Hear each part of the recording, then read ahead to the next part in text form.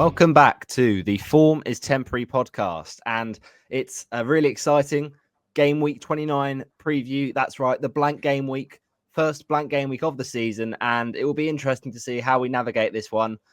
Recording a bit slightly earlier in the week, actually. The West Ham Newcastle game currently going on. It's 0-0. West Ham seems to have started the better of the two teams, but early days, of course. Good news, of course, Isak starting and Bowen in a few teams as well. So we'll kind of react to it as the game goes along. But yeah, we had to record this one nice and early. So we'll try not to, make too many early calls that could age terribly. But yeah, tonight, Chris couldn't make it. So I've drafted in our legendary step-in co-host, George. Firstly, how are you? I'm all good, mate. I'm hoping to pick a few more points up with, like I said, the ongoing games. I've got both Bowen and Isak. So that'll be points that I hope to pick up. But no, I'm all good, and I'm obviously happy to join back in when I'm needed to. Oh, no, it's an absolute pleasure to have you back. You did a great job last time. Really enjoyed our episode with Sam, FPL Pricey. Talking of FPL Pricey, it's great to say that tonight we've got not just one, but two brilliant guests on the Form is Temporary. Firstly, he's one of the best, content creators in the game, one of the OG content creators. Really, really lovely guy as well. Of course, met him in the flesh this weekend, just gone with the brilliant FPL Meets at Thirsty Bear in Stamford Street, reacting to the chaos of Game Week 28, which didn't offer too many points. I think, Tom, you'd agree. So yeah, it's a pleasure to get on. Firstly, Tom from Who Got the Assist. How are you, Tom? Yeah, great, mate. Thanks very much for having me on the Forms Temporary. It's been a while. Yeah, really good meet up on Saturday. Points came there none, though, other than Mo Salah scoring 2 pens. I think there were a couple of people kind of wandering around looking a bit upset because they'd captain Palmer. Little did they know what's going to happen on Sunday. But other than that, there was no points to be had anywhere, as I'm sure we'll get onto in just a minute. But wow. Well, what if it wasn't for Salah captaincy, it would have been a very, very poor weekend, wouldn't it? But yeah, thanks for having me on and looking forward to this pod. No, absolutely. It was a pleasure to be with you there. And I have to say, the football was pretty underwhelming. The games that were on, Forest against City, Wolves, Everton, Brentford, Villa, they were all sort of games you could just not watch for basically 80 minutes of the match because they were just so uneventful, it felt. And the company was what made the day. Absolutely fantastic company. We'll give it a few shout outs, of course, because really, really great day. But one shout out we've got to give is another guest we had on tonight. Really lovely guy in the community as well. Smashing it on his YouTube, especially when it comes to Champions League fantasy football. Of course, Champions League second legs in midweek this week as well. So it's a pleasure to get on. Angle, FPL MV. Angle, how are you? Yeah, nice to be here. Pretty well going. Not so far the Game Week 28. It's kind of rubbish, but yeah, I think it's all around the community the same vibe. So it could have been worse, could have been better. So yeah.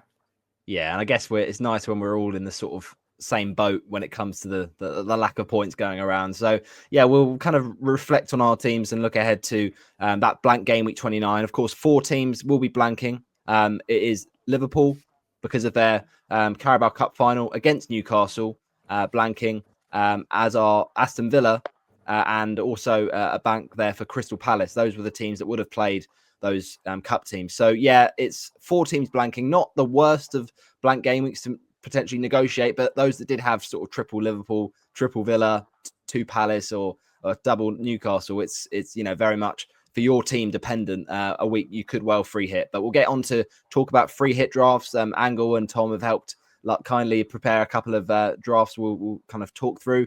We, of course, can't quite talk through the mini league yet because the game is still going on, but that will be confirmed in the next pod we do ahead of the next couple of weeks. But we also then have our differentials, which we do every week. See how Oscar, FPL Focal, really enjoyed last episode to see how he got on with his picks. But we'll see what Angle and Tom are going to bring for Game Week 29. And then we always end on the quiz, which is good fun. So we'll see how Angle can do up against Tom. It's the clash of the content creators this week. We're going to give George a little night off. So yeah, it'll be interesting to see how the quiz gets down. But without further ado, then let's kick off with our reflection on Game Week 28 as it stands with this West Ham Newcastle game. Looking back at Game Week 28, then firstly, I'm just going to get up your team, Tom. So as it stands in Game Week 28, 51 points for you. So just talk us through it really, sort of transfers made and sort of the highs and lows for the audio. The high? There were no highs, Robbie. It was absolutely dreadful. Like, what are you talking about? I'm just trying to spin this in a positive narrative. Okay, the highs were that my players all appeared.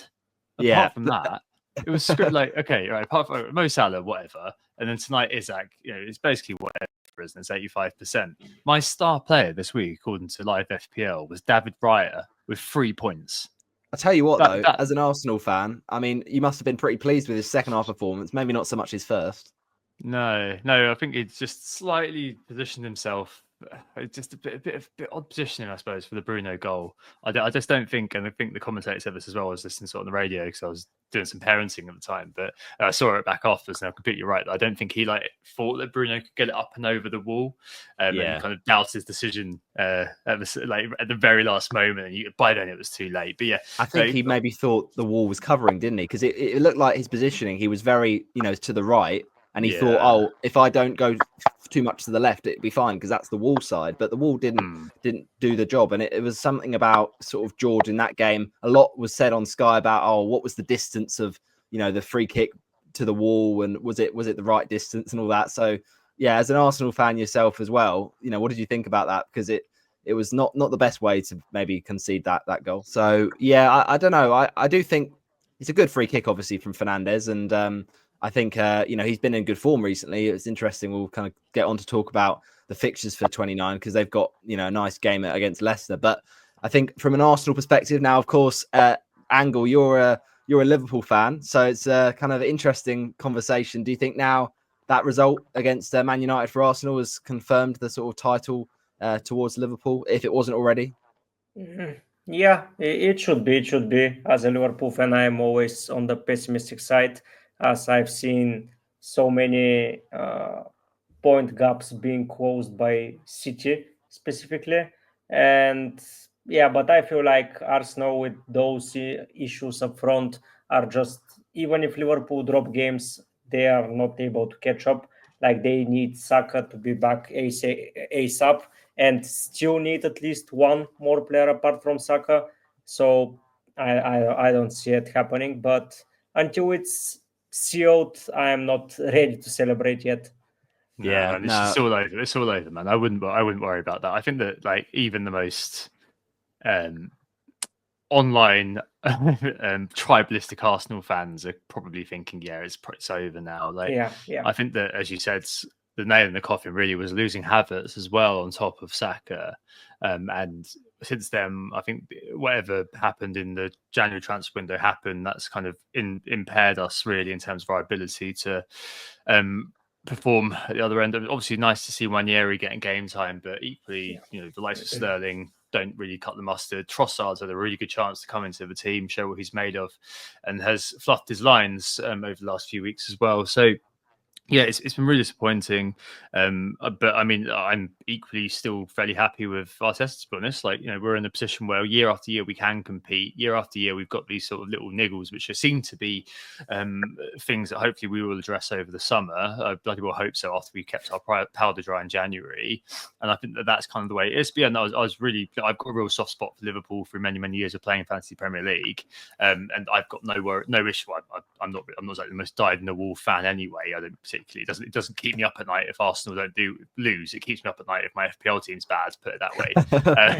So but I'm pretty happy. I'm just happy that Liverpool have managed to put it all together this year.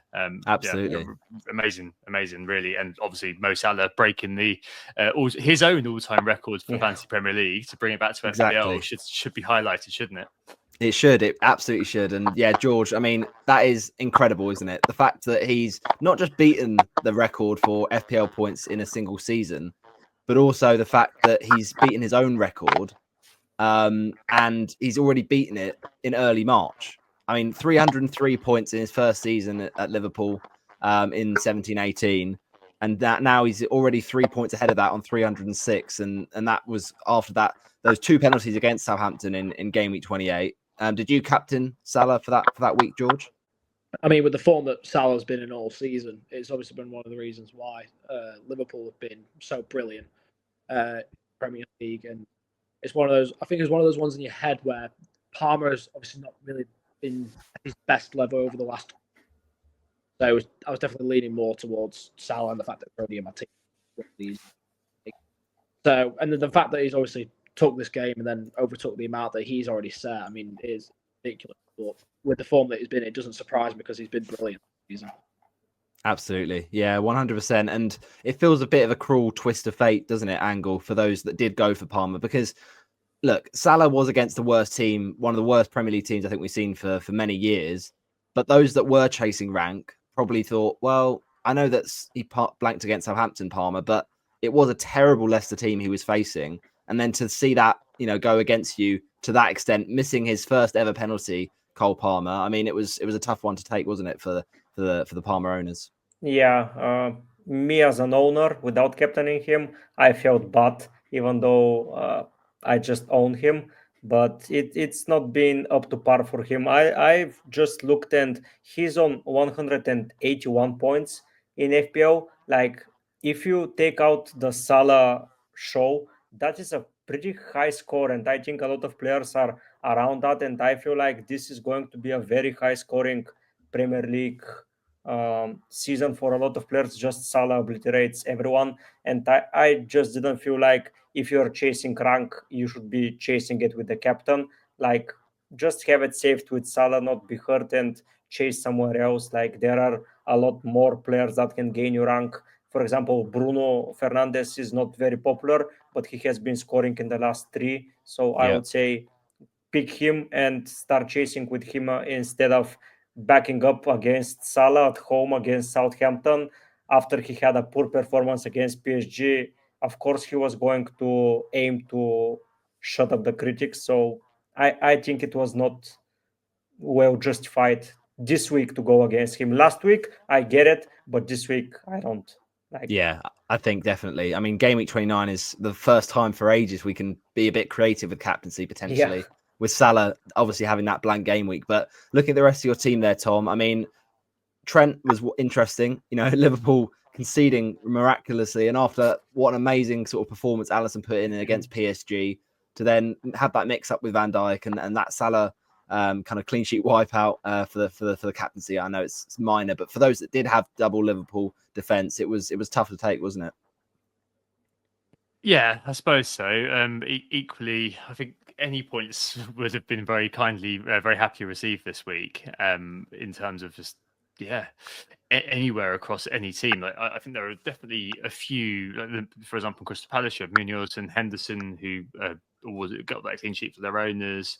There's a few Cole Wills hanging around. Nottingham Forest kind of double clean sheet. I think it's probably one of the biggest sort of killers.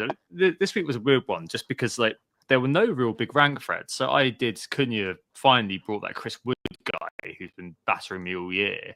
So hopefully I've broken him now and he's never going to score another goal. I would not give a crap if he did that. This week was in particular very odd because we had loads of players, none of them over. I think Munoz was a third effective ownership against me, but the rest of the players were kind of around sort of like 10-20%. And all 6 of the players who were against me, they all returned, versus in my team, I just got appearance. And I think that was kind of the difference effectively this week, which really sucks because I've been kind of going in a decent trajectory. I was hoping to kind of get to the top 200k at least coming into this game week. Instead, I've been hit with a red arrow of 50k on a week, down to about 280k, I think it is, on a week where I didn't really have any rank threats. That's very, very rare that happens, honestly. But hey, what can you do? You take it, and then you plan for next week. And I've got 10 players already, 10 players for the blank in 29, and then I've got a way to get to Haaland, which is through selling Palmer, which I'm more than happy to do. I think hopefully it will set up okay for next week. But bit of a rubbish week, but I'll take it and move on. 51, 52. I don't really care what it gets tonight, to be honest, just because it's irrelevant what he gets to me in terms of effective ownership. Cool. Yeah, absolutely. Yeah, no, you're definitely spot on. I think this feels like a week where we all had to kind of limp through. It wasn't, going to be an amazing week, but it's not been that points giving really this week. But yeah, defensively, Gabriel and Mikalenko both with clean sheet wipeouts. I mean, I think a few that had double Arsenal defense, I had them. I was a bit annoyed when that goal did go in from Bruno, but yeah, it's one of those where the weeks where Arsenal's double defense has come in good, you're going to have those weeks where it kind of goes against you, and then obviously the early sort of clean sheet wipeout in the first half for Everton. At least it was early. I suppose you didn't have the hope, I guess, but it's tough to take, I suppose. But the midfield was a bit more positive for you, Tom. Clivert, really impressive performance in that Tottenham game. Picks up an assist and it nearly, picked up a goal with that offside with Semenyo. So, are you really happy to own Clivert at the moment? Yeah, it's just such an obvious pick, isn't it? Like if you don't have him, get him. Is pretty straightforward for having game in the blank and then Ipswich at home in game week 30. I think the main story here is that I've got Dango. I had Dango on this week.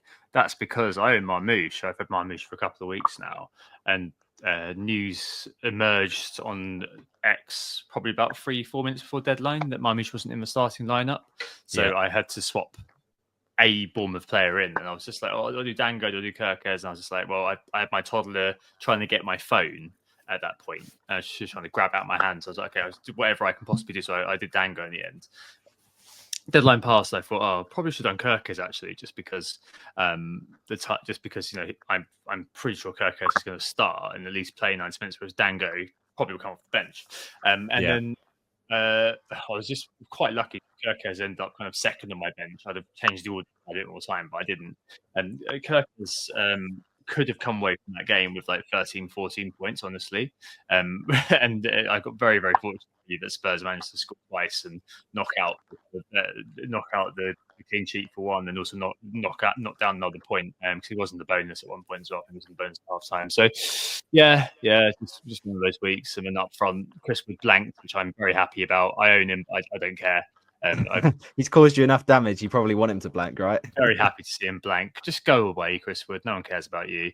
And then Isaac, as I said, I don't care what he does tonight. He's just in there because he's just filling a gap effectively. Exactly. Yeah. I think that makes sense. It's interesting, isn't it, with someone like Marmoush angle. I mean, he was one that I think a lot of people that did have a striker they wanted to sell, maybe a Cunha or a Mateta. It looked tempting to bring that. I think a lot of people were looking at Marmoush for 29, home to Brighton and then home to Leicester. But I think a lot of people wanted to get a striker in and maybe bring that transfer forward.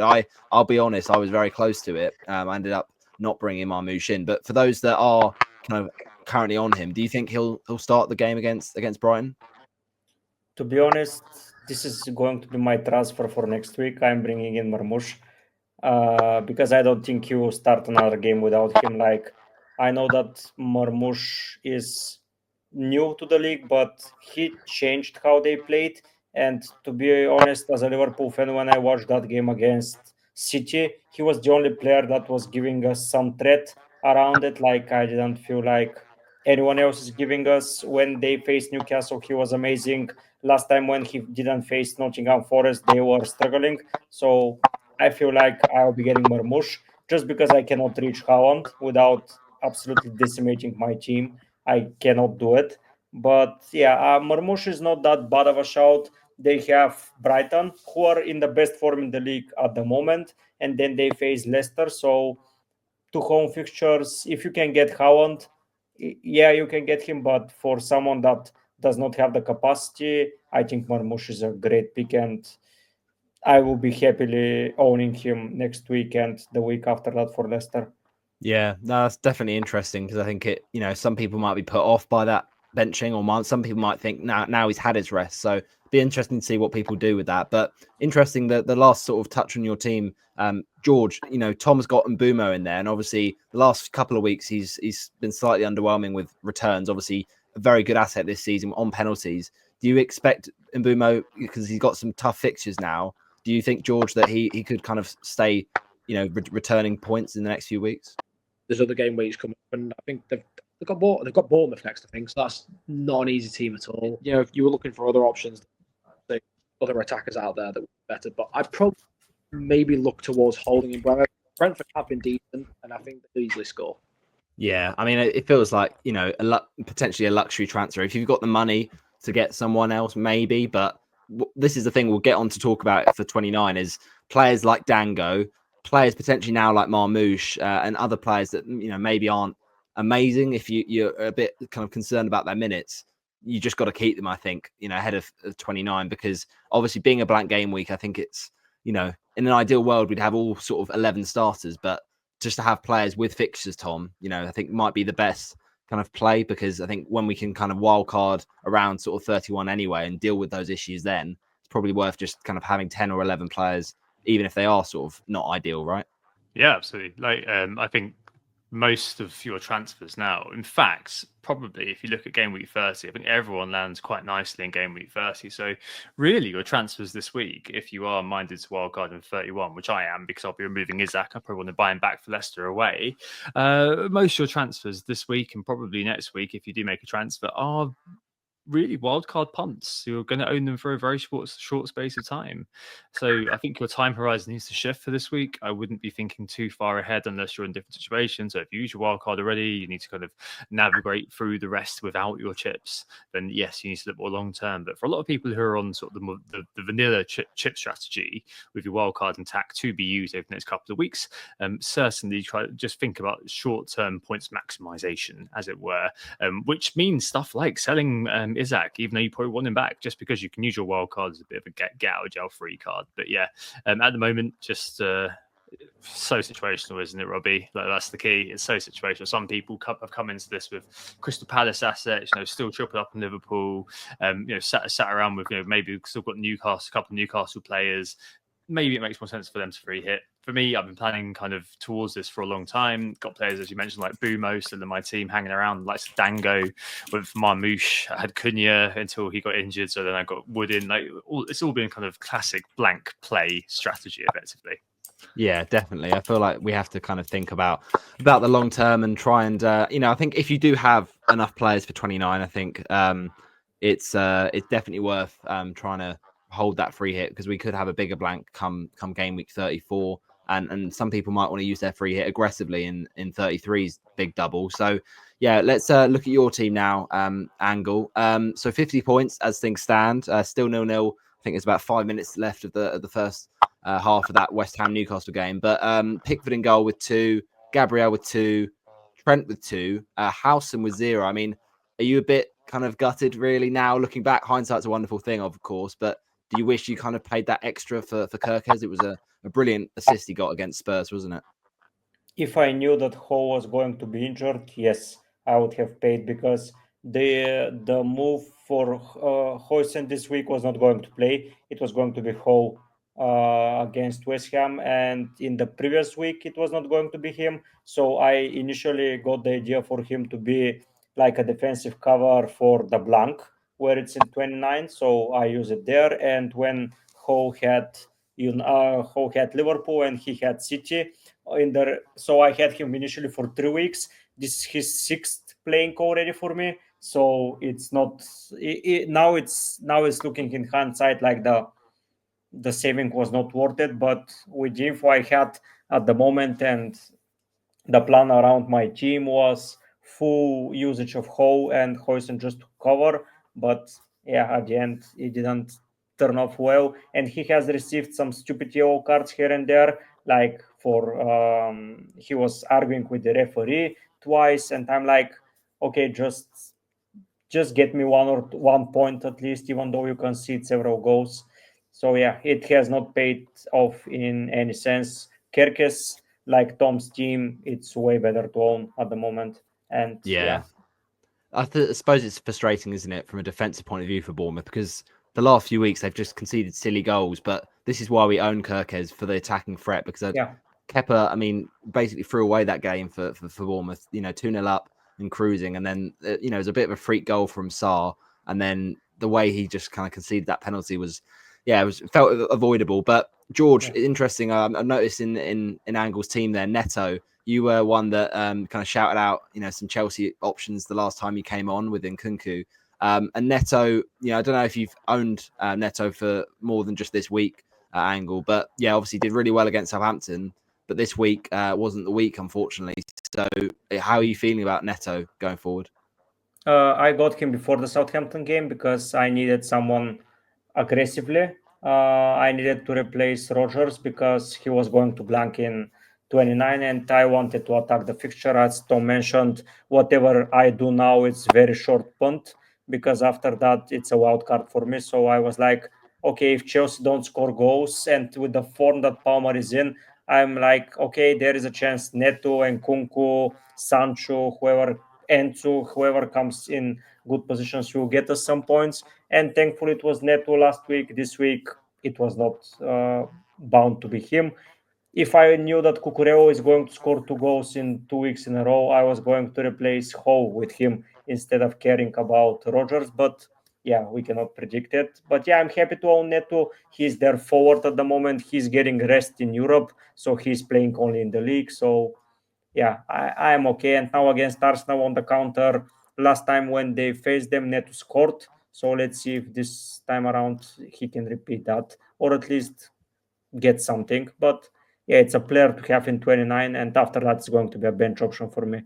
Yeah, that makes sense, definitely, because Chelsea, they didn't exactly have loads of great opportunities against Leicester. Obviously, I think their XG for the penalty they had, Tom, was basically half of their XG in that game. So it was not the most pretty of wins against Leicester, but they got the job done. And with how poor Leicester have been kind of going forward, that clean sheet was secured.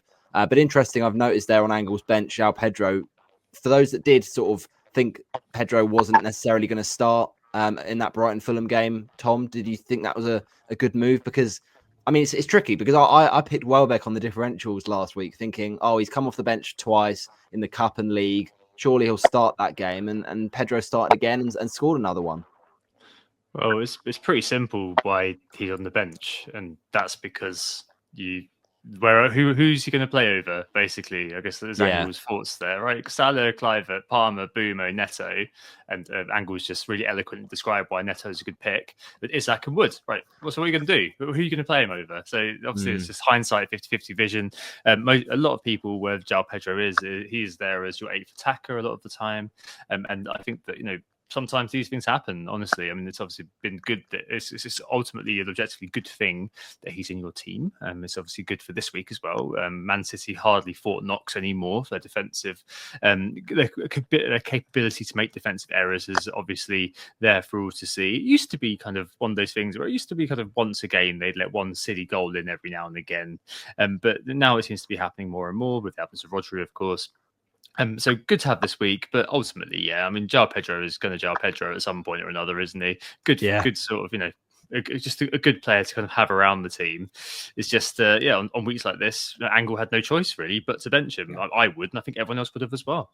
Yeah, absolutely. You hit the nail on the head there, Tom. I think it's hard because there's so many midfield and attacking options in our teams at the moment. We're kind of spoiled for choice, but yeah, João Pedro has been in good form as well, actually. I think he's on a nice run at the moment. And yeah, as you say, Man City looks a good fixture at the moment. And obviously Brighton did beat them in the reverse game. So we'll see how they get on this weekend. But yeah, decent team for you there, Angle. In terms of your team for game week 2028 there, George. So 49 points as things stand with Verbruggen and Estupiñán as your two sort of Brighton options. Kind of clean sheet wipe out there with the goal from Jimenez. How are you feeling about them going into that Man City game? I mean, for starters, I agree with Tom. Genuinely, this week, if I didn't have Salah captain, that really would have been screwed. It is one of those weeks where I've had no one really hit except one player in Salah.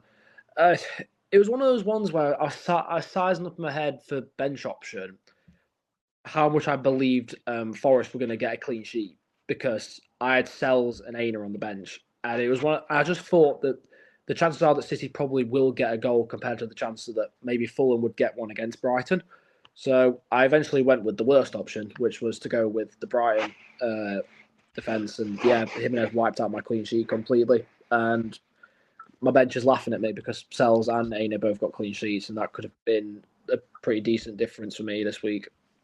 Yeah, it's tough to take. I mean, you had Porro obviously with a no okay fixture, being at home as well. He's actually shown quite a bit of attacking threat the last few weeks, even if Spurs have been imploding defensively. But yeah, it's one of those.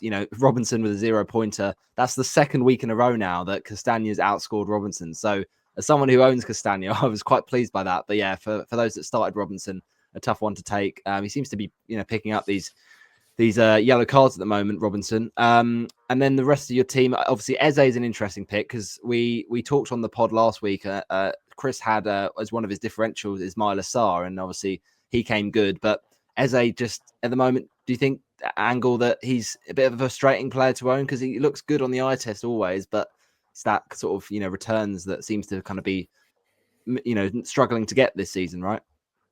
Yeah, I think he hasn't been able to get into speed. Like whenever he gets some playing time and he's off for like 2 or 3 weeks, and that repeated itself at least 2 times this season, and it just shows how much consistency takes part into everything. Like when Gakpo, for example, from Liverpool was playing week in and week out, he was like unstoppable. The same can be said about Eze now. Sarri is taking the mantle of Mateta. When Mateta was not firing, it was no one from Power. So as it just has an off season, in my opinion. Yeah, he looks okay on paper now. He's on pens until Mateta returns. But when he will return 30, 31, is he going to be taken more and more? That's something we don't know. But yeah, I think it's time for him to show his talents with some points, but it's not been his season for sure from any FPL perspective. Yeah, interesting. And Nketiah as well, coming in for Mateta, you'd have hoped maybe there, Tom, that he might have kind of taken on that mantle from the JPM. But do you think he kind of going forward, if you're, for instance, on a free hit, that we'll have to see what happens with Mateta and whether he can come back for the potentially the FA Cup game against Fulham or maybe Southampton. But if he is ruled out for longer term, do you think Nketiah could kind of be good value at that price? Yeah, feasibly for 32. I think that Mateta should be back for that. I think Glaston's already said that he'll be probably back for Fulham, if not Southampton. So I think, I'm assuming George was a very short-term pick, and that's absolutely fine. Like a couple of years ago, when Nketiah was forced into the limelight for us, he took his chance, and we're obviously very glad to see him playing. Needs to be the main man. Glas has been playing him as one of sort of the tens behind Mateta a lot this year, which isn't really kind of something that I'd ever thought his position would sort of be. Yeah, I mean, it always puts up decent underlying numbers, to be honest, despite kind of not the best starts in the world. I'm fairly sure that he's, I think he's actually better in terms of the non-pen XGI per 90 than Mateta is, which kind of underlines kind of what he is good for. It's just that, you've got a fantasy behemoth like Mateta in front of him. I think that's kind of what's taking the biscuit right now. I mean, he and Eze, both players that I really enjoy watching, especially Eze. Eze's an absolute baller. Fantasy-wise, Eze's one of those players that I just kind of there's a bit, I think Ango just kind of spoke about as well. There's a bit of a all fart no poo about Eze at times. Like he can go through spurts of being incredibly good and being incredibly productive, like we saw at the back end of last year under Glasner. But then it could just take a few injuries, just knock him off his flow, which is what we've seen, and then suddenly something just doesn't seem to be coming together for him, despite him dominating on the pitch in terms of being a good footballer. That doesn't quite translate, as Angle said, into him being good FPL assets. So yeah, one who I think we'll certainly come back to around game week 32. That's without question. He'll definitely be in the conversation for a lot of people if he's fit. Saar is one who's kind of popping the numbers off this year a bit more. Let's be fair. But I think really from Palace, it's Munoz, which is the one that I think everyone's going to want, and maybe Henderson as well. I mean, he's doing all right. That's for sure. Yeah, interested to get your view as well, George, on Luis Diaz. I think you might have brought him in this week ahead of that great fixture against Southampton.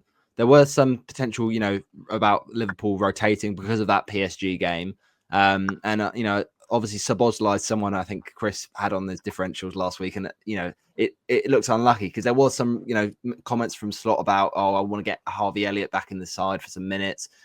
And in the end, they didn't make too many changes, Liverpool, but they made a few. Darwin obviously starting, and Diaz as well getting those minutes and getting a return. So you're pretty happy with him, obviously blanking next week. But do you think going forward, sort of Diaz might be a good own at the moment?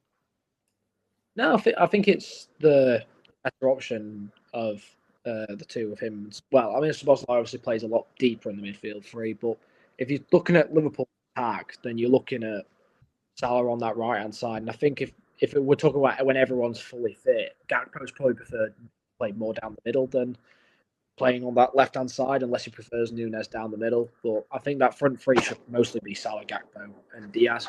So it's a little bit of a gamble, but I also just thought that obviously the Southampton fixture just looked really good for a lot of Liverpool players to return, and I was quite surprised to actually see Southampton go 1-0 up in that fixture. But obviously it kind of worked in the end. Compared to the rest of my team, he's been a standout. So that shows how well he's done this week. But I think he just got 1 assist. Maybe they'll rotate for Europe, and if he does start that European game, then it doesn't matter either way because, like you said, it's a blank week for them. So, to be honest, the way that I'm looking at the moment is more or less to free hit this week, considering I've got double Palace and double Liverpool. But no, I thought a decent performance from himself this week. Yeah. No, I think the rest of your team looks decent. Obviously, Bowen and Isak currently 0-0 at half time there, so we'll see if they can do anything. But Marmoush, we've already covered. You know, that was unlucky, I think, to not start. So yeah, hopefully he can start for you in the Brighton game. And then obviously Semenyo, Aina, and Kirk is making up your bench. My team for game week 28, not too far off what we've kind of discussed. Luckily, though, just ahead of slightly ahead of you guys. 59 points for me so far this game week. Which, you know, is currently still a red arrow. I need Bowen really to kind of do something for me. Because he's, you know, Isak's, as you said earlier, Tom, sort of irrelevant for our ownership. But Bowen's quite a nice differential, hopefully. So Henderson, he is honestly my favourite player in my team at this point. Absolutely love him to bits at this point.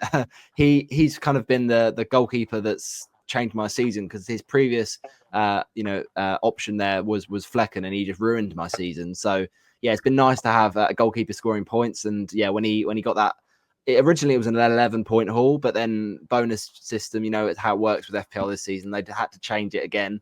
And yeah, all 3 got given to Saar. So we'll see if that's definitely confirmed by the time the West Ham game's over. But for now, at least, it's a lovely 10 points from Henderson. And I don't intend, to be honest, Angle to transfer him out. Obviously, blanking next week, but I've got no backup keeper, just a 4.0 option. So my plan is to just roll out with 10 players in 29, because I think when you look at the fixtures Angle for game week 29, there doesn't really feel like any goalkeeper that would be worth a -4, does there? There is never a keeper that's worth a -4, in my opinion. No matter this week or any week, like one odd goal, like the Liverpool game, and the clean sheet is gone, and you're on a minus points, like unless he saves a penalty. But on average, never.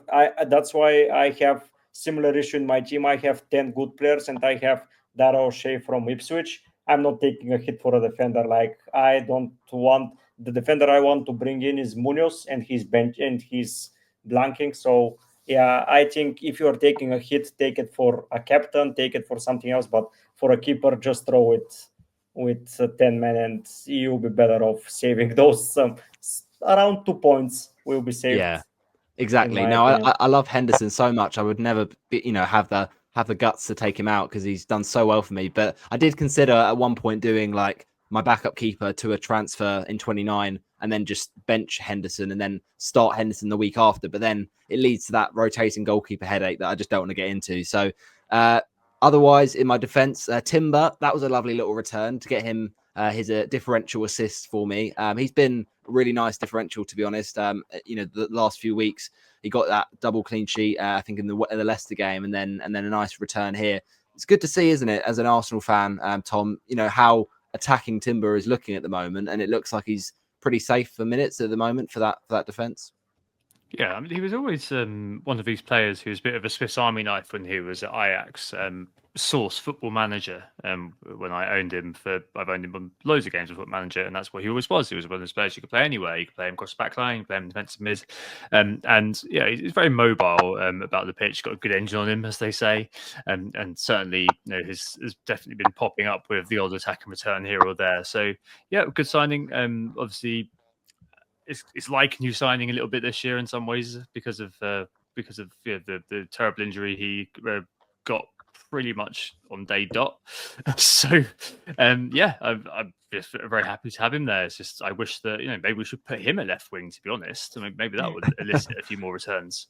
Yeah, it's struggling for goals at the moment for Arsenal, but yeah, no, definitely. I think double Arsenal defence. Obviously, the next few fixtures, and obviously with no, at the moment, no scheduled double game week, but you never know. One might drop in somewhere, so we'll have to see with that. The midfield, Palmer, as we said, just unlucky this week, and his goal run is concerning, but he's still Cole Palmer, and he could be one that when we do want to make that Haaland switch potentially in 30 when he's got Leicester, Tottenham, Brentford, Ipswich is not a bad run, but I think we are going to be prioritising the double game week options. So it might be a reluctant sell that week. Salah with the 30, absolutely love him. I think we've got to just stop naming him the Egyptian king at this point and just call him the Egyptian GOAT, because he simply is that. The best FPL asset, I think, of all time. 15-pointer, just insane. And then Clive, with an assist, and Bowen tonight, hopefully getting some points. Now, this is the painful part of it for me, for really Angle.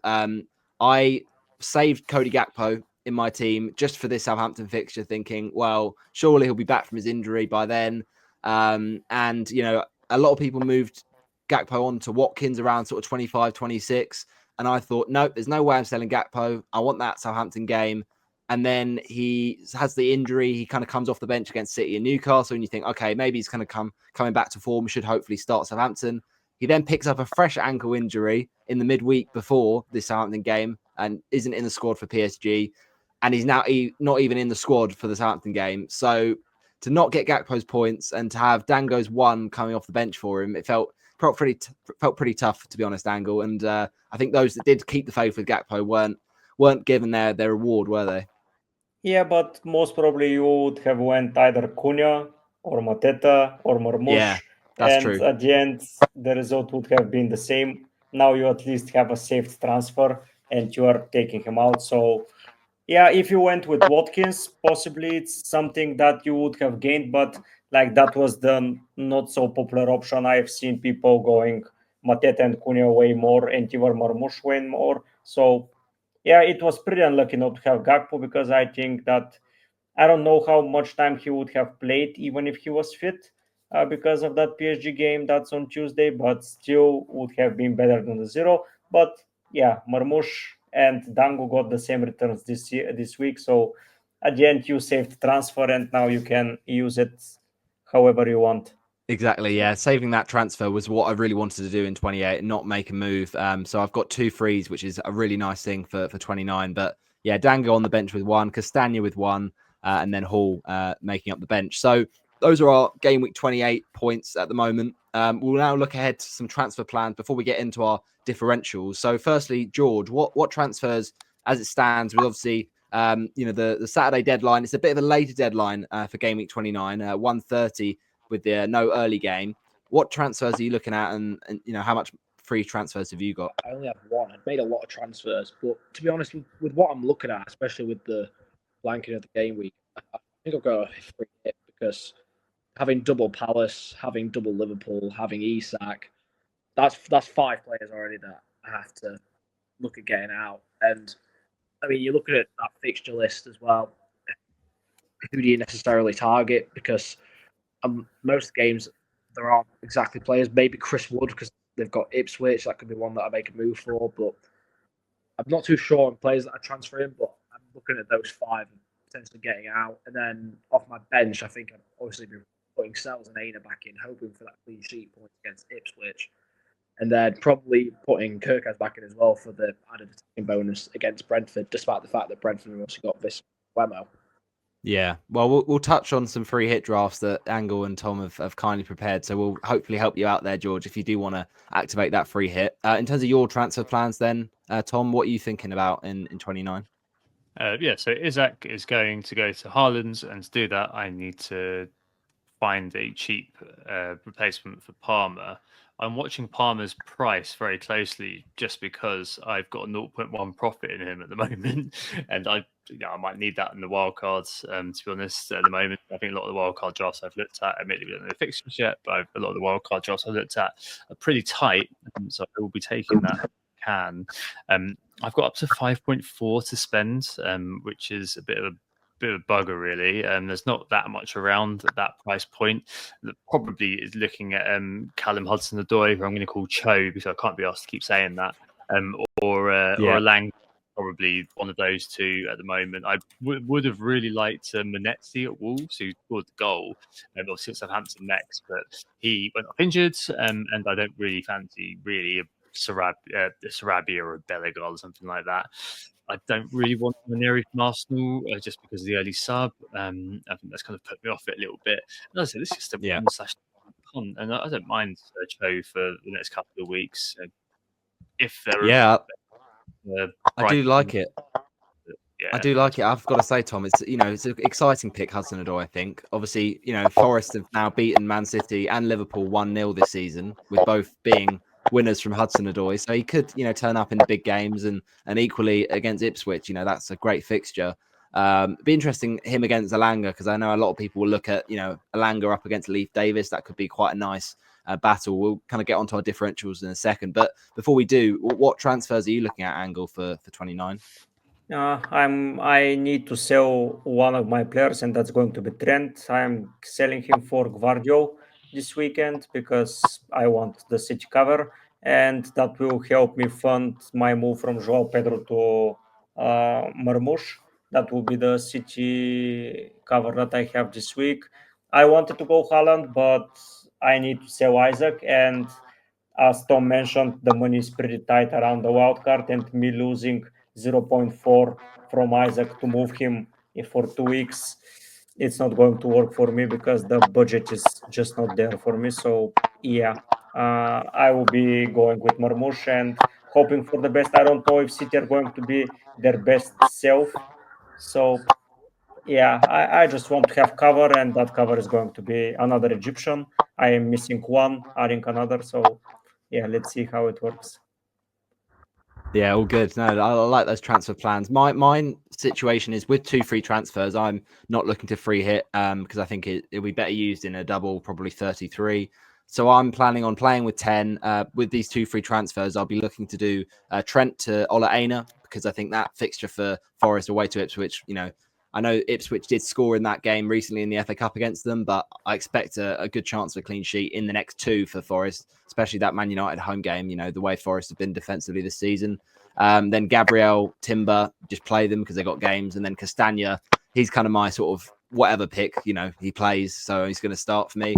But then in my midfield, I've also thought about, do I make a transfer? But I think I just have to roll out Dango and just hope for the best. It's very likely, I think, that Dango won't start with Evan Ilson scoring and Tavernier scoring. That didn't help Dango's chances. But, at the moment, I've got Palmer, Dango, Cliver and Bowen in the midfield. And then the other transfer with that second free I'm thinking of is bring in Pedro. So ironically, after you said, Angle, you're going to be selling Pedro, I think I'm going to be buying him, because I just think that Man City game is a great fixture for Brighton. They beat them very well at the early part of the season. Pedro's been in fantastic form. He's on penalties. He looks to be the sort of starter at the moment, and Welbeck doesn't seem to be likely to take his place. He might play alongside him, but I just think Pedro's looked so good recently, and the way he struck home that penalty against Fulham was so confident. So yeah, I think he's probably the forward. I have looked at other options to replace Gakpo, maybe someone like an Evan Nilsson, but then with the kind of up in arms about Dango, will I create another problem if sort of by game week 30, then Dango then starts that game by any chance, and Evan Nilsson might get rotated because they've got obviously their cup game with Man City, very close to that fixture against Ipswich, Bournemouth. So yeah, I think just for sort of a security of minutes, I've gone for Pedro, and most likely that will be who I replace Gakpo with. And then at the moment, my bench is just made up of the players I want to keep, really, with Salah, Isak. Hall is more just sort of, I can't think of a defender I want to bring in, really, and I want to prioritize selling Trent to free up some money. And so therefore, Hall is just going to sit there on my bench, rotting away until a wild card in 31, most likely. So those are our transfer plans at the moment. We'll talk at the end about captaincy, because at the moment I'm swerving Haaland because I just think Wood could be a good option against Ipswich, and I can probably get to Haaland in 30 if I sell Palmer, but there's no way of me affording it in 29. So now we're going to talk about our differential picks. So starting with you, George, what differentials have you picked out for game week 29, 3 under 10% owned for the upcoming week? My first one that I've got is actually already in my team, so probably a decent start for me. But my first one I've gone with is Semenyo. That that Bournemouth attack, I think, this season it's obviously there's a scare of rotation, but you could mainly go with any of them. But I think Emerlinson and Clive are way above 10% regardless. And I also think Semenyo has had a pretty decent season. And obviously, you're looking at potentially if you bring him in now for future fixtures, you've got maybe a good chance that Semenyo will return. I think he's 8.6%, so it's not probably the lowest of differentials pick, but it's also one that I think I'd be looking at starting, definitely for me in the next coming weeks. And I think Bournemouth's attack this season has been brilliant regardless, and I think he's been a shining light in that. So I think Semenyo would be a decent bring in. Yeah, I think it's good. It's obviously a home fixture, which is good for Bournemouth. They're pretty strong at home, and Brentford defensively are really struggling this season. But Tom, do you think the fact that Semenyo did come off towards the end of that Tottenham game, would you be at all concerned about that, or do you think he will start and it will mean that Dango will stay on the bench? I mean, Dango's the other side, isn't he? He plays where Tavernier plays most of the time. Semenyo's been your ex-Min's junkies' favourite this year. That's pretty much what he is. He's on the pitch. The second, I think he's on. I think he's just behind Kirkes in terms of minutes on the pitch for Bournemouth. Now, Semenyo's fine. Fine. Basically, if you've still got him, I don't think I'd be looking to buy him this week. He's just one of those that. I don't know. He's definitely had periods where he's looked very good. Recently, I think that he's kind of dropped off a tiny bit, perhaps with maybe Clive assuming the limelight a little bit. Evan Nilsson's return to the team as well has certainly made an impact. The Brazilian. So I don't mind him at all, really, as a pick for this week. But I don't know whether I'd be going with him really as a spice differential. I do think his effective ownership is actually pretty decent in the engaged community, as it were. I think there's quite a few knocking around. I know that Sam's got him on my pod partner, for example. Yeah, that's interesting. I do take in board what you say about the minutes there, George. He's good for minutes. It's just he's frustrating own at the moment. I think if I had, for instance, the Spurs game, Dango instead of him, as weird as it sounds, him being benched, I'd actually prefer that because at least you don't have much hope, right?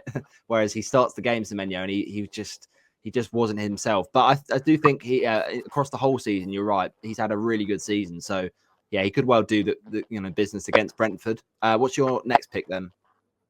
Yeah, like you said about that, it could be a good one. Might not go my favourite at all. My other one's already been mentioned actually previously. My other one's Alanga. Yeah, 5.7% owned. Obviously, playing away from home against Ipswich, but I think minutes wise, Alanga does start a lot of that time. Hopefully, you wouldn't fear maybe Hudson-Odoi getting replaced if he does play on that left hand side. I don't know if he always does play on that left, so that'd be one that I'd be looking at. But I think Alanga has been pretty decent this season. I think for the price, I think for the percentage owned, that it's someone that you'd definitely be bringing in. Because Forest can have days where they can put a load past teams. I know they put 7 past Brighton one time. But if you're looking at assist points as well, I think you'd be leaning more towards Alanga. I think that's a good shout because he's a bit cheaper and he's on the side that, as I said, Leif Davis will be, and we know defensively he's struggled this season. I think Hudson-Odoi is interesting because it feels like at the moment angle that Hudson-Odoi sort of has the low XG chances, the long shots from a mile out maybe, and he seems to kind of be good at doing those. But maybe Anthony Alanga might just be sort of a bit more sustainable with his kind of XG and underlying numbers potentially. Yeah, if you're looking for sustainability, it's Alanga, but Hudson-Odoi has some purple patches in his career. Like, for example, last year at the end of the season, he had scored 3 goals and they were the exact copy of each other. He was just cutting inside from the left and shooting far corner with his right foot. And he tries to get sometimes streaky with form. Of course, it's only a couple of games where he has been good, but I think they have the run to sustain it. So I think he's in a good form, and I think that it's pretty much equal between him and Alanga at the moment. I cannot separate them, and a guy in form is always better for me than the guy that he's just not there, like Kluivert versus Semenyo. Like Semenyo is always there, but Kluivert is returning. It's the same with Alanga and Hudson-Odoi at the moment for me. Oh, interesting take. I think that might be a sort of split amongst a lot of engaged managers that conversation. But yeah, definitely both great options. What's your last one then, George? Tried to go with a different position than midfield, so I've looked at a defensive option just to see. And the one that I'm looking at the most is it's kind of a weird one. I don't think you'll agree with it that much, but I've gone with Mazraoui. Man Okay. United. It's one of those. I think Man United have got a better chance of keeping a clean sheet in this game. Obviously, because Leicester have been so frustrating up front, they've struggled up there this season. It could be one where I think United. I'm not saying United will win the game because it's a weird one saying that they'll predict a win. But it could be in like a 0-0 scenario where I think he could pick up extra points. And with United's formation, it does sometimes vary if Mazraoui plays in back three or if he plays that left wing back role. I think if he's playing on the left wing back role more, then I think he's probably a little decent option to have. Yeah. No, I do like this one because Tom, it feels like I know United defensively have not been good this season, but if there's any a game for them to keep a clean sheet, surely it is Leicester. You know, especially at the King Power, Leicester have really struggled for goals, haven't they? Yeah, they have. Would I be buying Mazraoui this week? I would not be buying him unless it was on a free hit. And if it wasn't a free hit, he'd be sat on my bench. That's the level of hope.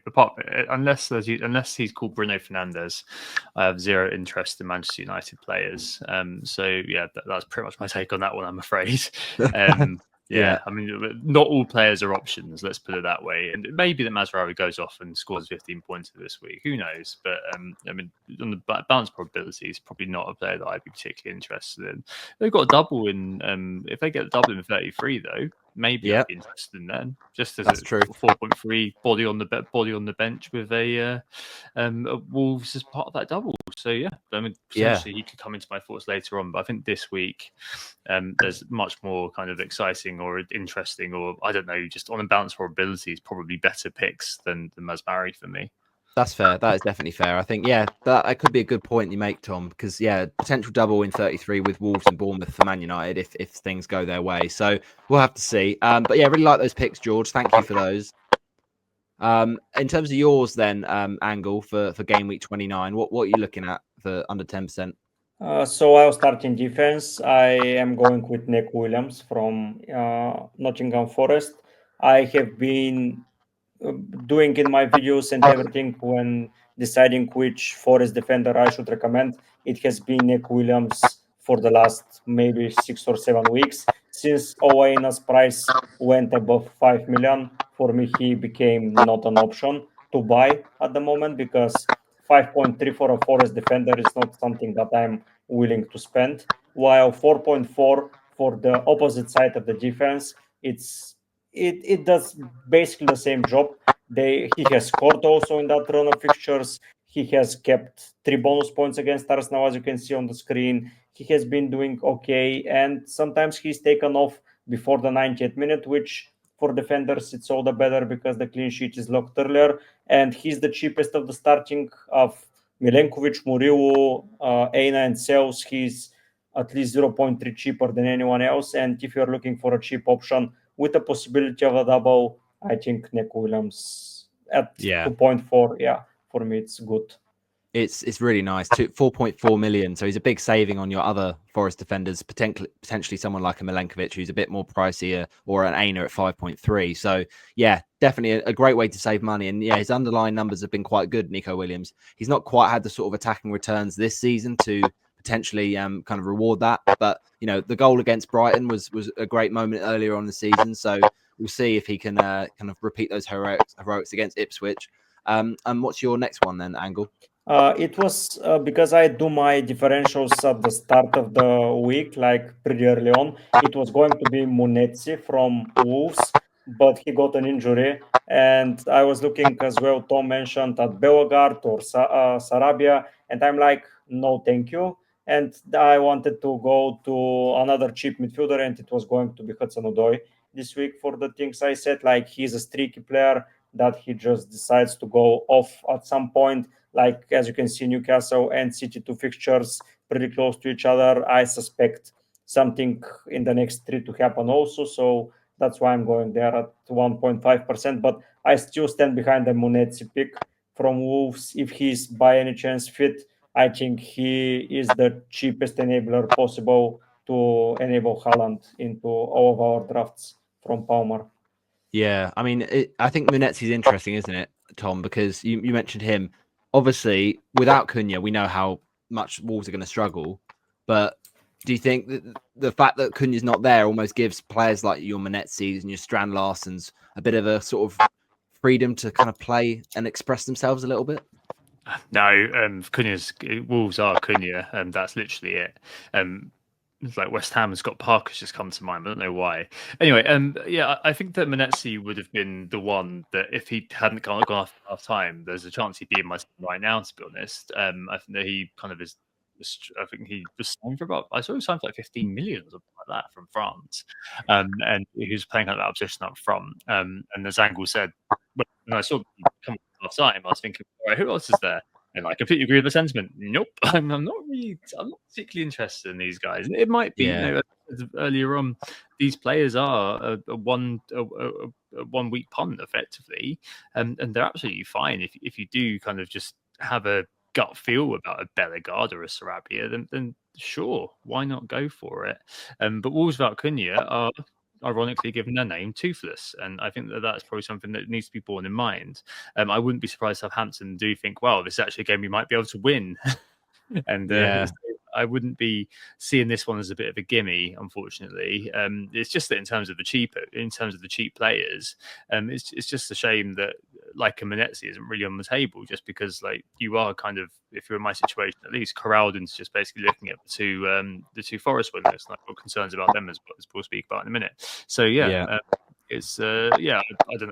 They're good, they're cheap, whatever. If you want to shove them on your bench on a free hit, absolutely fine. If you want to play one or buy one this week as an enabler, fine. It's just it really has to be something that you're looking at just for 1 week. The game is not a gimme by any stretch for Wolves. Absolutely, yeah. I mean, so I've seen some people say Southampton defenders, but I don't think we can even go there. So, if Munetzi is sort of ruled out, which you said, probably is most likely Angle, who would your third pick be for this week? My third pick will be Evan Nilsson from Bournemouth. I think with him being back, he will take some penalties when Kluivert is not on the field. There is some rotation. There is now the possibility of a rotation. 3 weeks ago, it was Dango, Kluivert, Tavernier, and Semenyo locked. Now with Evan Nilsson back, now they've got more players back even coming. So I think there's going to be rotation, but he seems to be the nailed striker always when he's fit.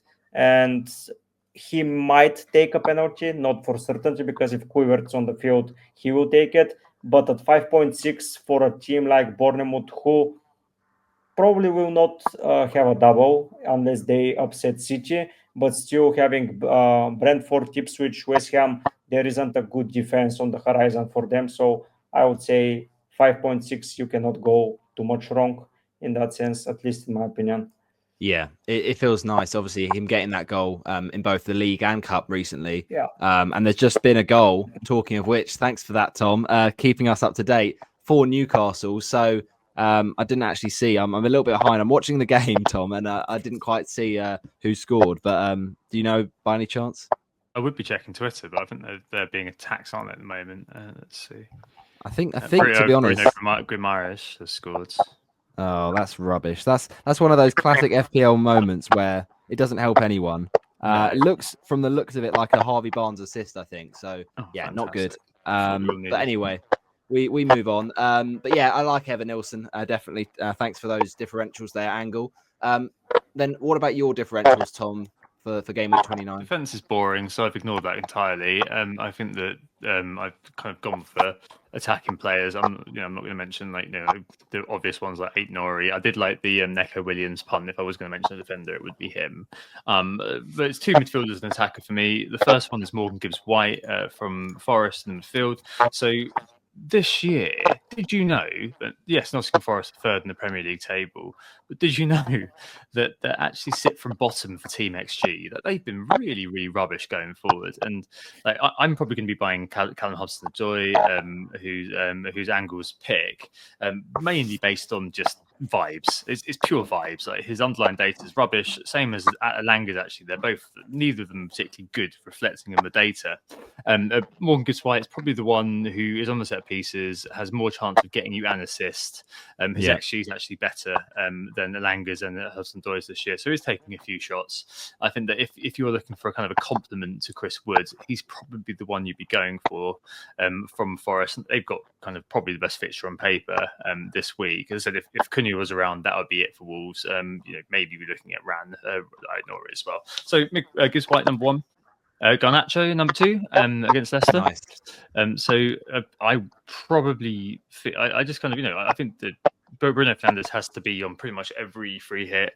I wouldn't mind him if I could have got to him this week. I probably would be really interested. Don't mind Garnacho at all. I think that he's definitely one of those sort of individuals who is almost a little bit like Cho, actually, who's relying on those sorts of wonder strikes, but he's not shy of a shot. And against Leicester, whose defence is made out of a pack of biscuits, I think that you've got a player in Garnacho at 5.9, very low owned, playing for a team who, yes, their XG is not it's pretty much the same in the same area as Forest, actually, but one of those players who could kind of easily come. He's one of those players that, again, it's vibes, isn't it? It's pure vibes this week. Yeah, I mean, 4.8%. I mean, George, from watching him in Man United's recent games, obviously won the free kick that eventually was scored by Fernandes.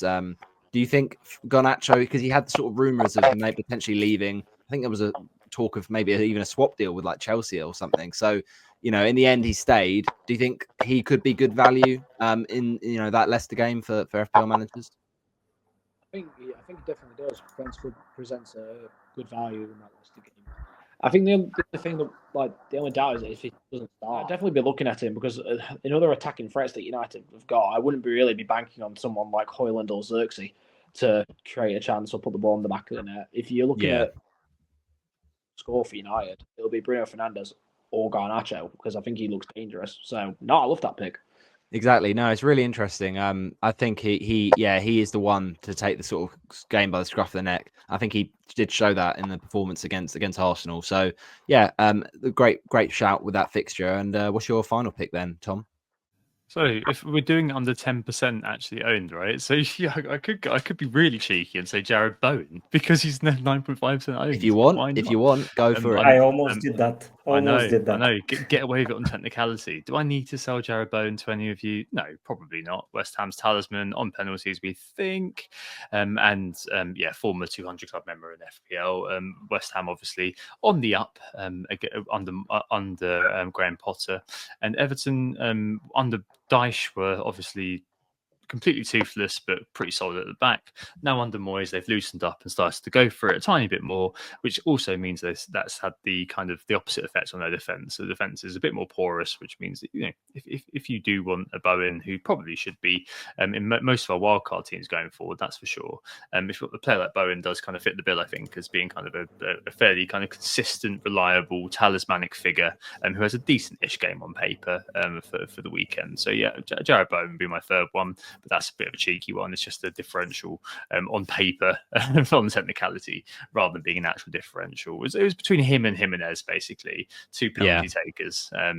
But yeah, I mean, I always caution against overthinking these things. Honestly, like you can choose all kinds of mad players on a free hit, especially if we're doing like a bit of a 1 week punt as well. Actually, and maybe it should be borne in mind that there are still solid performers out there who aren't as highly owned that maybe we should kind of be gravitating towards rather than your Bellegardes of the world.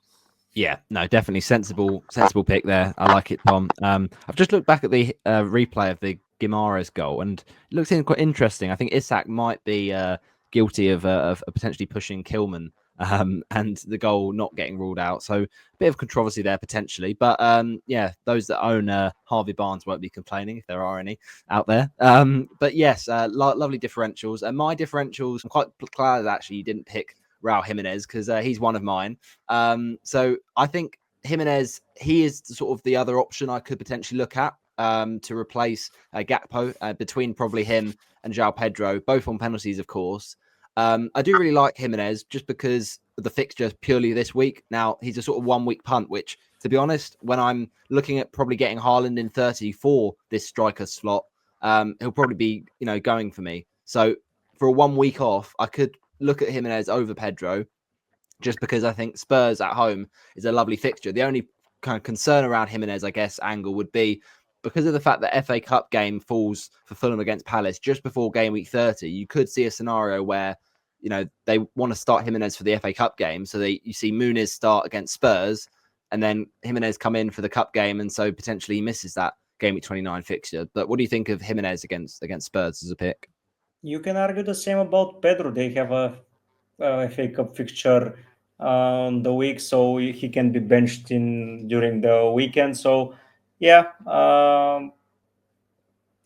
I think it's an okay pick. I don't think it's an issue against Spurs. It's a brilliant pick. Against Arsenal, I don't know if he plays, to be fair, but I don't know if Joao Pedro plays in 30 also. So I think you can be more secure to bench Raul Jimenez against Arsenal than having on the bench Pedro against, I don't remember who they play against, but it's not.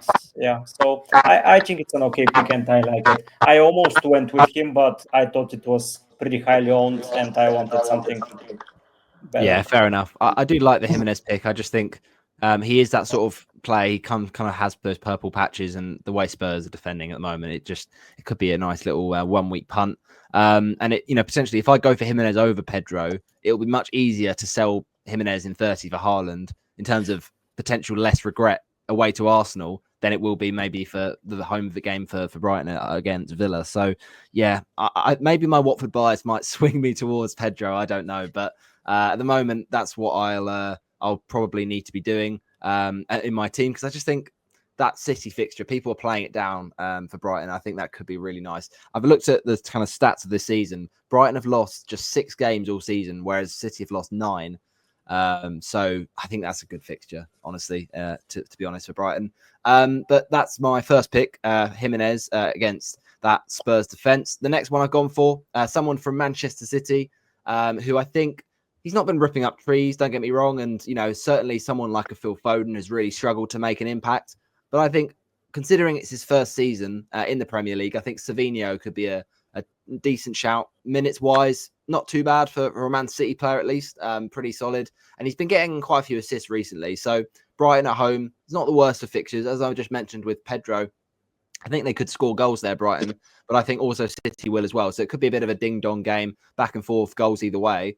And I think Savio could be a part of that for Man City. 6.2 million, so not too expensive.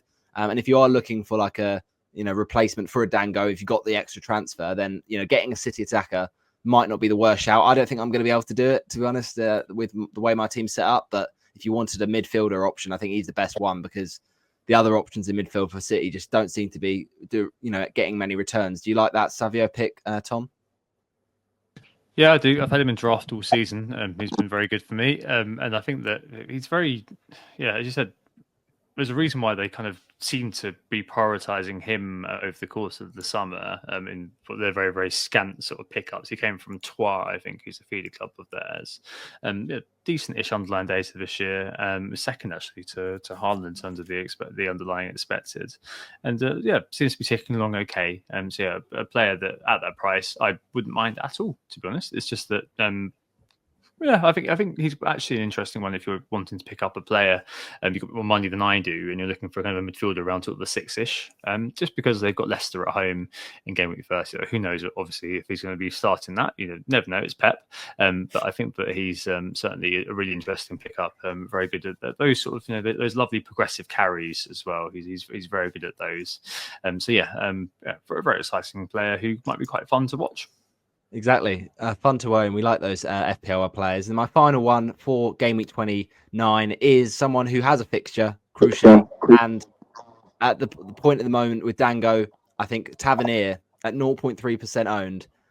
He obviously could well not start these next 3 because they've got lots of options, as we've discussed. But with how impressive he was against Tottenham, that slid finish, the fantastic cross for Kirkes. I think Tavernier might have just made that left wing spot his own. And so, I was really impressed with him. And I thought a lot of people earlier on in the season, have almost forgotten how much, he did play when he was fit and available. And that injury has kind of maybe made people forget how good this guy is. So, yeah, it's frustrating as a Dango owner picking him, because I do feel like, this makes me think, just switch Dango to Tavernier. I haven't got that luxury, but for those that do have that, I think it could be a really good shout. Obviously, Ipswich in 30 is the really nice fixture, and then Brentford in 29. So, yeah, those are our differentials for game week 29. Let us know how you get on with those. Are you going to bring in any of those people, listeners? Do let us know. But Strand Larson, Neto, and Ketia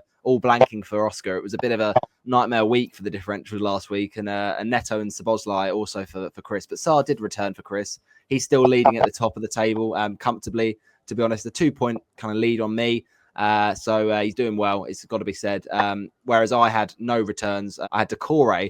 Just write this. I mean, it feels like I'm cursed at this point at the differentials angle, because I picked Decore because I thought, well, he'll start now because of his. He recently had his partner, have a child, and I thought, yeah, he'll start this game.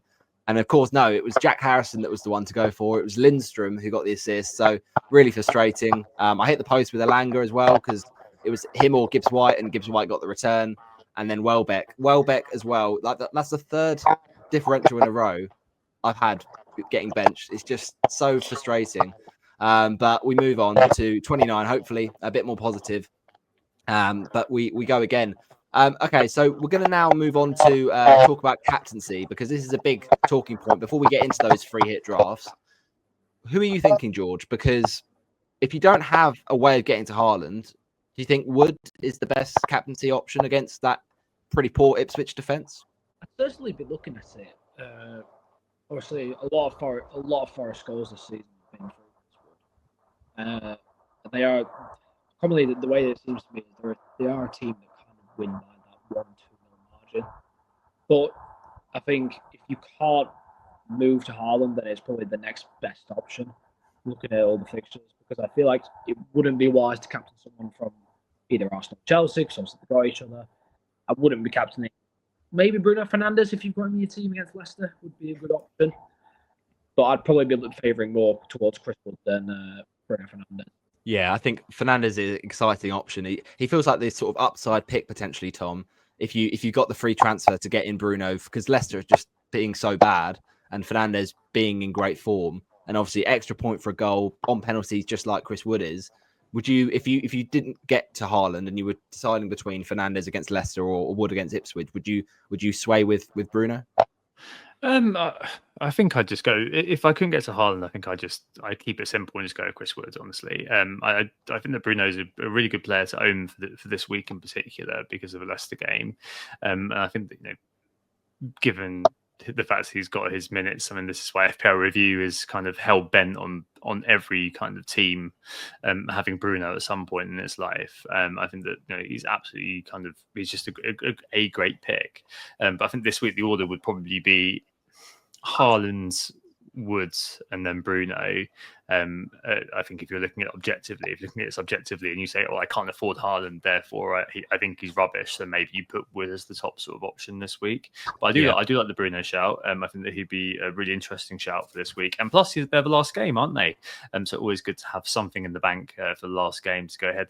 Like when I was looking at it initially before Cunha, that was crucial for me because that meant that I suddenly had a route to Haaland. Before that happened, I didn't have a route at all because there was nowhere else selling Cunha before Southampton. In fact, Cunha would have been my captain pick for this week if he hadn't have got himself suspended, of course. But if that kind of initial route was going to still be open to me, I was going to get Bruno in this week, for example. So one of those players I do really want to own is just, do I want to captain him? It would be very close between him and Wood, I think, just because I've got the Haaland kind of option pretty much on the table for me. I think that's kind of pretty cut and dried, but yeah, it's pretty close between those two for me. I wouldn't say no to either of them, to be honest. But arguably, Bruno's got more routes to points, and as you acknowledged, has more routes to more points because of him being a midfielder. Yeah, and there's 11 minutes left of the West Ham game. We've just seen Isak come off with a blank, so frustrating for those that kept the faith with him, didn't sell him after the kind of potential injury rumours. So Wilson's come on for him. So I guess that does mean at least he can be fresh ahead of the game week 30. Hopefully, if he gets through the Liverpool final unscathed. But yeah, hopefully Bowen can do something in the final 10 minutes because I need him to. But yeah, really nice shouts for captaincy. Do you agree with that angle that you would go for Wood if you can't get to Haaland, or would you even prioritise captaining Chris Wood over Erling Haaland? No, if I had Haaland, I would not prioritize Wood, but as I'm not going to own Haaland, most probably I'm going to go with Wood, plain and simple. I probably prefer him over Bruno this week, as sometimes United against these low block teams tends to just brick it up, and they're good on the counter, like shown against Arsenal, but when they have to create something, it's a little bit more difficult. But it's the guy that creates them, it's Bruno, so if he has a day, he will get the point. So yeah, I still believe Wood is the second best option if you don't have Haaland. But yeah, as an owner that kept Isaac, I'm not overly happy with him being subbed off so early, and I will keep him still. So yeah, I'm betting a lot on Isaac, and currently last week he saved me by not coming in. This week he didn't. So yeah, we'll see. Swings and roundabouts, yeah, it always balances out, it feels like. But yeah, interesting. Thanks for those. We'll now get into sort of free hit drafts that we've kind of drawn up. So maybe this could help George with his decisions in 29. So starting with you, Tom, if it's okay, what sort of if you could run us through for the audio. Sure. So in goal, it's Matt Sells. I think that's just because of distribution of Forest assets. I think that it kind of made more sense for him to be in goal. It's actually pretty close to him and Angel's shout Neco Williams, but I think just shoving Sells in made a lot of sense. On the bench is obviously Edison. You got to have him on your bench because why not as a free hit flex? In fact, maybe you get Alisson, to be honest, and just have and put him on the pitch. So I think, to be honest, to save future suffering, not owning Edison might be a great idea because I think you've got to have him. You've got to have him on free hit, but don't play him. Just put him on your bench because you're not struggling with money on this free hit by any stretch, are you? I don't think there's any way you can spend all the money. Well, you can because you can get a Palmer, but I don't think he'll be anywhere near the free hit. So yeah, Sells on the pitch. In terms of the free defenders, so it's in the 3-5-2 this one. I've gone with Guardiola, Gabriel, and Aït-Nouri. I think all of them kind of pretty much sell themselves. Like Guardiola, I had some concerns before this week that he might end up playing centre back, and his value diminishes significantly if he's playing centre back versus left back, and his that kind of rampaging role that he plays. But it does seem that Ruben Diaz is back and fit, so that's quite good news if you're looking to go with Guardiola. Shove him on the left, and Kuzanov and Diaz can nicely kind of cushion what's going on. Think Gabriel. You could go somewhere else. So you could go for a Kirkes, for example, would probably be my preference there. Or you could reconfigure it and have Neco Williams and then have a different goalkeeper. But I think Gabriel is just, or your man Timber, Robbie, actually. But either of them, I think, kind of it's just a decent-ish hedge. I can't remember. I think Gabriel hasn't scored a header since game week kind of 13-14, actually. Yeah. But I think there's still an okay one to include. If it depends on your risk appetite, right? Like if you want to go hell for leather, sack him off entirely and go somewhere else. But I think on balance, I'd probably have him in if I was doing a free hit myself. In terms of defense, sorry, I was just going to say, in terms of defense for your free hit team, would you prioritize chances of a clean sheet for defenders, or would you prioritize attacking threat? Because you mentioned sort of maybe Kirkes might be a good option, but Brentford are also a good attack, aren't they? So yeah, it's up to you. I think that there's a decent-ish chance of an Arsenal clean sheet against Chelsea, and plus Gabriel has got the potential attacking returns. So I think that would probably swing me towards Gabriel over a Kirkes, but it just depends on your risk appetite, really. But the next pick is Aït-Nouri, and I've got very little chance. I feel like Southampton will score in that game, but Aït-Nouri has got the kind of the attacking intent, doesn't he? As a fullback, a nominal fullback who just kind of inverts to the wing for some reason. So I'm absolutely fine with him as kind of the third one. And it's probably good to have some representation of that Southampton game for Wolves. That would be the only one I'd go with, by the way. I wouldn't go with any more. I've got Mazraoui, funnily enough, on my bench, who's third bench, just for lols. And then I've got Kirkes as a second bench, so who could the defender come on in case someone missed out. So that's kind of the backline. That makes sense, definitely. And then in terms of the rest of the team and what you're looking at, what sort of makeup have you got in that attack? Yeah, so it's 5 midfielders. Clive. I mean, none of these are particularly out there picks, but I'll explain why in a minute. But I've got Clive at Bumo, Bowen, Gibbs White, Fernandez as the 5, and Haaland and Wood up top. Evan Nilsson is unlucky to miss out, but he's first bench at the moment. Now, again, as I always say, I've done this for 8 years now. I think the free hit has been around for all of them. No, it hasn't. It's been around for 7 of them, and I've done all different sorts of free hits. I've done the ones where I've gone completely out there, completely wacky, thrown all sorts of 1% differentials in my team. I've done the other ones as well, where I've been really kind of boring and stayed. And I think that, I know it's unsexy, but I think the reality is on your free hit, it's good to have a balance of mostly quite straightforward, fairly template players that most people are going to own anyway. There's a reason they're going to be well owned. Don't forget that. But have a sprinkling of individuals that you may particularly like. So, for example, say I really liked Evan Nilsson. I just thought, screw it. I really like him. Maybe I'd go with him over Bumo, and maybe that would be something that I'd do. A player like Gibbs White, a player like Bowen, I think Bowen's effective ownership is actually fairly appreciable. I can't remember what it kind of sits at. I think it was kind of like 20% for me. I mean, that's still pretty good. That's still pretty good. I think that's still a dice man territory, isn't it? But having, say, a balance between maybe 7 of 11 being quite solid picks, and then kind of having 3 or 4 picks to play around with, I think that's kind of what works well. Just so you've got like a bit of, so you kind of cover off your main sort of your main threats, whilst also retaining some element of a sword, and plus the compound side. So people are very, very unlikely to have your entire team, and your entire team in of itself is differential. And the armband would be on Haaland, just because if you own Haaland, I think it's probably incumbent on you to captain Haaland, and you hope that the Brighton, who lost 7-0 to Nottingham Forest, show up at the Etihad on Saturday, I think it is. Yeah, absolutely. I think if you're on a free hit, Haaland captain's a no-brainer. I think it's a bit of a different story if you're not, but definitely, I really love that free hit draft, Tom. Thank you for that. In terms of yours, Angle, what sort of differences are there to that, and what sort of main changes have you made? There is only one difference from my starting 11, and it's Palmer versus Morgan Gibbs White. I'm still opting for Palmer because of that, what he mentioned, the safety net, because still Palmer is so heavily owned, and for the off chance he does something, I don't want to waste my free hit and have an 85%, let's say, damage to my team just because I don't own him. Like picks like Haaland will be differential, most probably around the top 300-400k differential. Bruno, Bowen, 8 Nuri, those picks are the 4 that I'm looking to strive away. And I have Kluivert and Bumo, Palmer just for safety reasons, because the money is there. I don't have to spend it for Salah or Isaac or Mateta or whoever. And I'm just like, okay, I'll keep it safe with Palmer. For the off chance he just goes off and punishes people, I just want to have him. It's just that the bench is pretty much not the same because I have to save money. I'm going with Areola instead of Ederson because he's the cheapest playing keeper. Then I go with Neco Williams as a first option.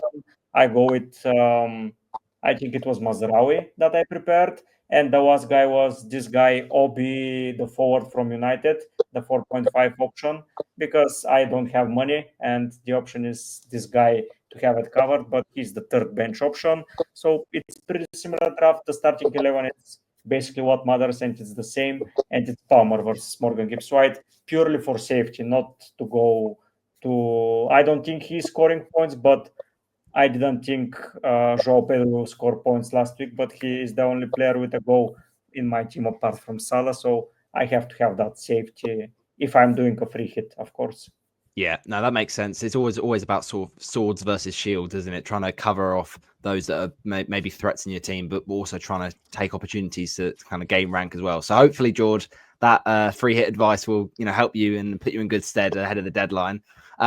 We're moving on then to we got a listener question that came in. Thanks for it from FPL Hugo, Hugo Wood 35789. So I'll pose it to both of you. I know we've kind of talked about this already, but just to kind of directly answer it, if you had both of Haaland and Wood, who would you captain, Tom? You should probably go with Haaland, I think. If you're being really safe, then probably you might surmise that Chris Wood's probably going to have the highest defensive ownership this week, and maybe you'd be saying, yeah, okay, well, Haaland is going to probably get me gains regardless. Not going to be huge gains, don't get me wrong. I suspect that you'll probably still see Haaland knocking up to 70-80% defensive ownership, which means that you'll get, 0.2 points every point he scores, which is not particularly exciting. So if you want to do it that way, that's fine. But I do think that, Haaland probably has the explosiveness this week. Yeah. I don't need to tell you why Haaland's a good FPL asset. So I think I'd just probably go with that. But it truly is up to the individual what they think. But I think if you own Haaland, you captain him. I mean, at the start of the season angle, I don't think we ever would have thought we'd have said in a blank game week, the two options and Haaland would be the differential captain, but it looks that way this week, doesn't it? I think a lot of people are going to go Wood, right? Yeah, because he's cheaper. Not everyone can reach Haaland, me included. I can, but it will take a hit and will hurt my team a lot. So I just going to hide behind a sofa for 2 hours for Haaland because he will be 70-ish percentages owned, I believe, around the top ranks. And yeah, I think Haaland is the better choice. If you have Haaland, captain him. Those 15 million need to be justified somehow, and captaincy is one of it. Yeah, well, I love Chris Wood. Honestly, he could genuinely be, my best friend at this point. So I've wanted a reason to kind of captain him all season, and I've not found it yet. So now this is the week I 100%, because I can't get to Haaland financially, it's not worth it. So yeah, I'll be gladly captaining Wood. The thing I'm worried about is, if he kind of does get subbed for Awani sort of late on, it seems that Ipswich do seem to concede goals actually late in games. So it might be that when Forest, have a late flurry of goals, Awani's the one that's on the pitch. We'll have to hope that Wood has done enough damage by then. The Wood Chopper, as some like to call him. Okay, that's our listener question done. Thanks for that, FPL Hugo. We're going to wrap up then with what we always love to do, the quiz. So we'll see how Angle and Tom get on. So this week, we've got 5 questions. We'll kind of speed through them to end off the pod. And as I said, George, you get to be the audience this evening, if that's okay. You get to kind of put your feet up and get the popcorn out. Let's see what happens. But firstly, we always do like buzzers for each of the kind of quiz contestants. So firstly, Tom, what's your buzzer? Is it like a word or a phrase? What are you feeling this week? Just say assist, I think. Assist, yeah, of course. I should have guessed. Great, iconic pod name. What about you for Angle? It's going to be a beep. Beep. You know what? I love it. It's basic, but it's effective. So, all right. So we got assist and beep. Those are our buzzers this week. Okay, question 1 then. So Mohamed Salah, he had an amazing game against Southampton, of course, meaning that he is now the all-time points in a single season. But my question to you is, what was his price in his first season at Liverpool? I'll give you multiple 9 million. choice. Wow. Okay. You've said 9 million. That was my first season doing who got the assist. I was going to give you multiple choice, but I'm afraid, Angle, Tom has just been so quick there and got straight in, and it's 1-0 Tom. You know what? I was going to say A, 8 million, B, 9 million, or C, 10 million. But yeah, Tom, you knew that off the back of your hand. Well done.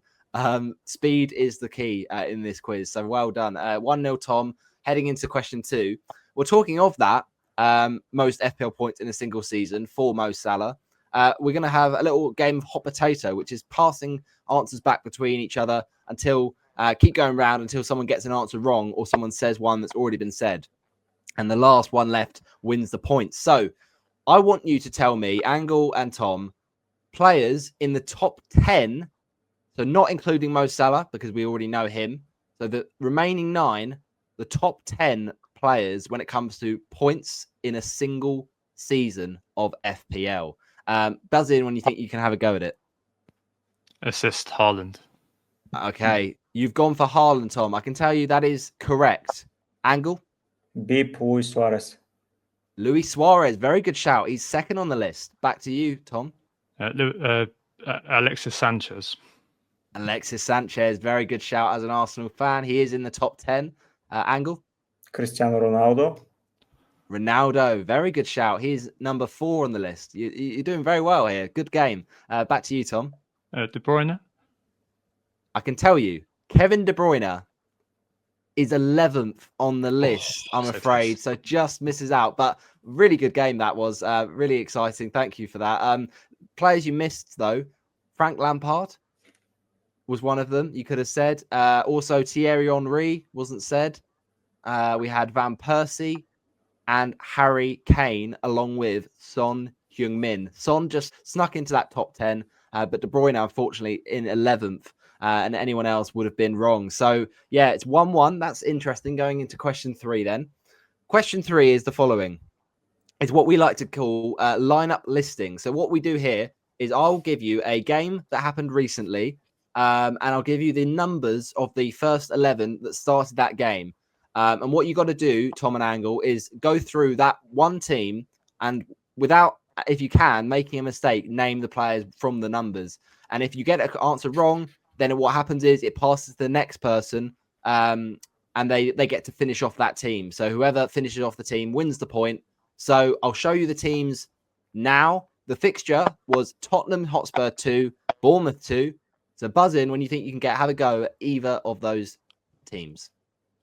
Go on, and I'll start. Okay, Tom, what are you going for? Bournemouth or Spurs? Let's go for Bournemouth, shall we? Okay. So it's Kepa. So you've gone for Kepa. 13, you can do this in any order. 13's Kepa. Number 13 is Kepa. Well done. 3 is Kirkes. Yep. 2 is Hausen, however you want to describe it. Yep, that is correct. 4 is Lewis Cook. I'm going to come back. Can I come back to one, if that's all right? Yeah, you can do it in any order. 23. 10 is Christie. 12 is, I'm going to say Tyler Adams. You would be correct. Well done. Him, Alex Scott. 16 is Tavernier. 19 Clivert. 24 Semenyo. And number 9 is obviously Evan Nilsson. 23. What is number 23? Oh, that random guy. The guy looks like he's just won a competition. Hill, I think his name is, isn't it? I can tell you that Hill is correct. Well done. Very impressive. Well done, Tom. Didn't even give Angle a chance to get back in the game. Full house straight away. Very impressive stuff. Yep, all of those were correct. I mean, how would you have felt with those Bournemouth players there, Angle? Without Hill, I got them all, but Hill was the name that I was just not going to get. I knew it. The others, I knew immediately who they were. So, yeah. Fair play, Tom. Okay, that means it's now 2-1 to Tom, heading into question 4. And question 4 is the following. So this is what we know as a career path. So what I'm going to do is tell you a few clubs, Premier League clubs, I believe, or clubs that this player has gone to in their career. And from this, you've got to try and guess who the player is. And Are they in order? They are in order, yes. Least recent to most recent. So starting at first up, Aston Villa. Then on loan to Wigan Athletic. Then made the move to Leicester City. And then most recently on loan at West Bromwich Albion. I'll say those again. Aston Villa, on loan to Wigan, moved to Leicester, and then on loan. The most underrated player in Premier League history, is it Mark Albrighton? It certainly is. Well done. Very good. You smashed it. First, the starting at Villa bit, and then the Leicester bit were the two that I was like, well, it could be him. So I saw an interview of him fairly recently because he retired, didn't he? Yeah, he did. Yeah.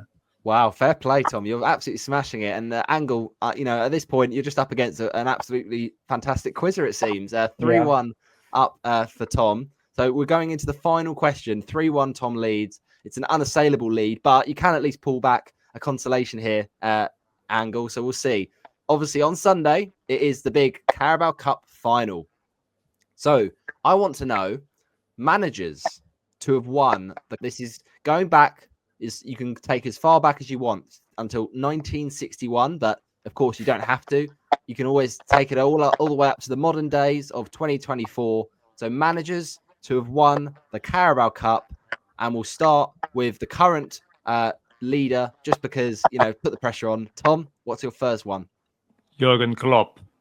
Jurgen Klopp, good answer. 2022 and 2024, of course. Over to you, Angle. Pep Guardiola. Pep Guardiola, of course, 2018 to 2021. What about then you, Tom? Ten Hag. Eric Ten Hag, of course, 2023. Yeah, that is correct. Back to you, Angle. Kenny Dalglish. Kenny Dalglish, great shout. 2012, of course. Then back to you, Tom. Jose Mourinho. Jose Mourinho, yes. Chelsea in Jose, 2005. It's all good. 2007 and 2015 for Chelsea. So very well done. Back to you, Angle. Wenger. Arsene Wenger. Okay. He's gone for the former Arsenal manager. I can tell you that is incorrect, I'm afraid. Wow, really? No Arsene Wenger in the list. He, of course, did take home the FA Cup for Arsenal, but no Carabao Cup. So that wraps home the win for Tom. Very well done. 4-1. And a great little go at that. And you absolutely smashed it, Tom. Fair play. Yeah, thanks.